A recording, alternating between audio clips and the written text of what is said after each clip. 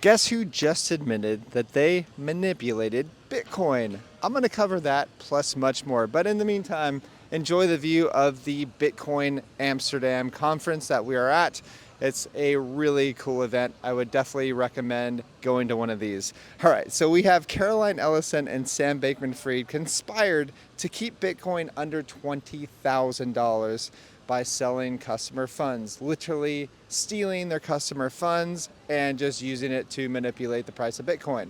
What a bunch of scumbags. So this is what happens with when you trust centralized entities, blindly trust centralized entities. If you understand how we feel about this, well, Heidi made a video 2 weeks before FTX collapsed and said that Sam Bankman-Fried is a fraud.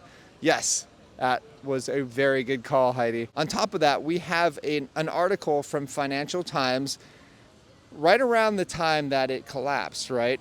They said Bitcoin has no future as a payments network, says FTX chief.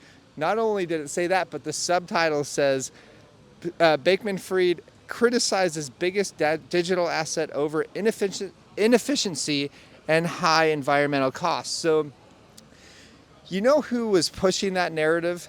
1/3 of Congress. Those are the same people that Sam Bankman-Fried, paid out customer funds to, bribed essentially. So they were all on the ESG debate, right? Which is really interesting because here in the Bitcoin conference, I've been hearing a lot of talk about the environmental impact of Bitcoin and the ESG debate. But I haven't heard anybody say this, which is the US dollar uses the US military, pretty much the US military, the whole point of the US military is to back the US dollars, to keep it propped up and to make it the world reserve currency. Well, they use 4.6 billion gallons of fuel each year. I'm not talking millions, I'm talking billions. So you tell me, I want to hear your point of view. Do you think that I'm right for saying that?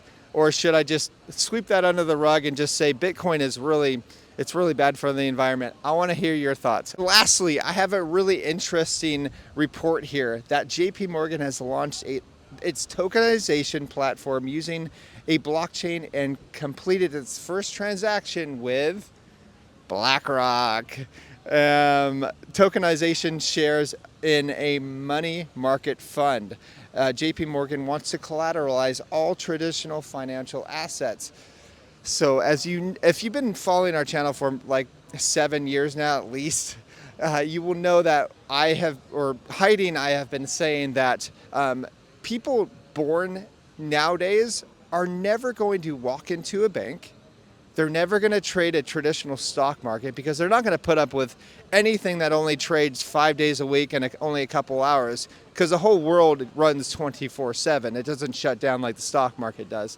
And they're not going to put up with like circuit breakers or whatever because they're going to be used to crypto, which doesn't have any circuit breakers to stop the price from dropping so-and-so percentage points. So with that said, we have predicted that there is going to be a tokenization of all assets. And that means that this is probably one of the reasons why the Bitcoin spot ETF is going to be approved, whether it's this year or next year, doesn't matter. It's not if, it is when it's going to be approved. So very exciting to see like the whole world kind of getting in on this. But there is going to be good things and there's going to be bad things about the tokenization of all assets. And I will cover that in other videos as well.